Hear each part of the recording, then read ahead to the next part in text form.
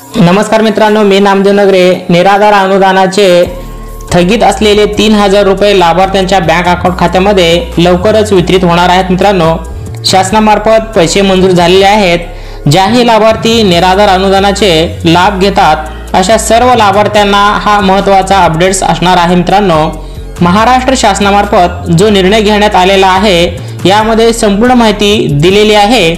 तत्पूर्वी चॅनलवरती नवीन आले असतील अशा बंधू भगिनींनो, चॅनलला सबस्क्राइब करायला विसरू नका, जेणेकरून अशा आणखीही माहिती व नवनवीन अपडेट्स तुम्हाला मिळत राहतील। मित्रांनो, तर विशेष सहाय्य योजनेतील लाभार्थ्यांना अर्थसहाय्याचे वितरण हे डीबीटी पोर्टलद्वारे करण्यात येणार आहे। मित्रांनो, असा जीआर हा महाराष्ट्र शासनाने दिनांक 24 मार्च 2025 रोजी निर्गमित केलेला आहे।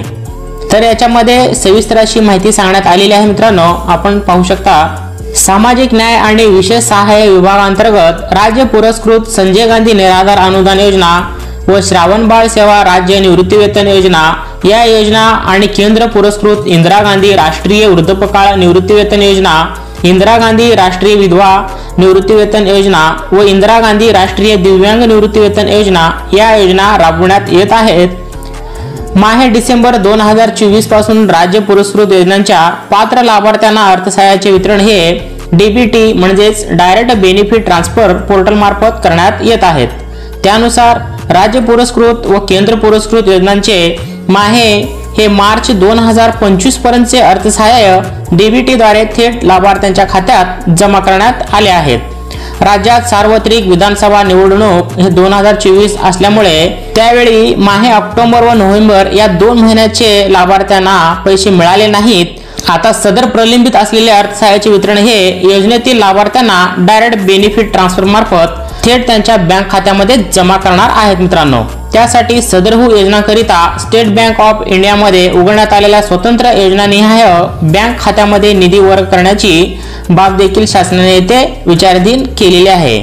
तर मित्रांनो, असे स्थगित असलेले जेही लाभार्थ्यांना पैसे मिळाले नव्हते तर त्यांना ते आता मिळणार आहेत। मित्रांनो, तर या चार्ट मध्ये सगळी माहिती सांगितलेली आहे। कोणत्या योजनेसाठी किती अनुदान मिळणार आहेत ते संपूर्ण या चार्ट मध्ये सांगितलेलं आहे। मित्रांनो, याची पीडीएफ फाईल देखील मी तुम्हाला डिस्क्रिप्शन मध्ये दिलेली आहे। त्यातून तुम्ही कोणत्या योजनेला किती अनुदान मिळालेले आहेत हे सविस्तर तुम्ही या पीडीएफ फाईल मधून सविस्तर पाहू शकता। मित्रांनो, जी योजना आहे ते योजनेचे नाव या ठिकाणी देण्यात आलेले आहे आणि 2024 ते 2025 साठी आतापर्यंत किती अनुदान मिळाले त्याची देखील तरतूद याच्यामध्ये करण्यात आलेली आहे आणि आता किती अनुदान मिळायचे आहे ते देखील या शेवटच्या रकान्यामध्ये माहिती व्यवस्थितरित्या सांगितली आहे। मित्रांनो, तर असा हा महत्त्वपूर्ण व्हिडिओ होता। ज्याही लाभार्थी या योजनेचे लाभ घेत आहे त्यांच्यासाठी हा महत्त्वपूर्ण व्हिडिओ आहे। मित्रांनो, जास्तीत जास्त तुम्ही तुमच्या इतर मित्रांना हा व्हिडिओ नक्की शेअर करा। व्हिडिओ आवडला तर लाईक करा, काही अडचण असेल तर कमेंट करायला विसरू नका आणि आतापर्यंत सबस्क्राइब केला नसेल तर सबस्क्राइब देखील करून ठेवा। मित्रांनो, अशा महत्त्वपूर्ण माहिती तुम्हाला वेळोवेळी पोहोचत राहतील। भेटूया पुन्हा अशाच नवीन व्हिडिओमध्ये। तत्पूर्वी जय हिंद, जय महाराष्ट्र।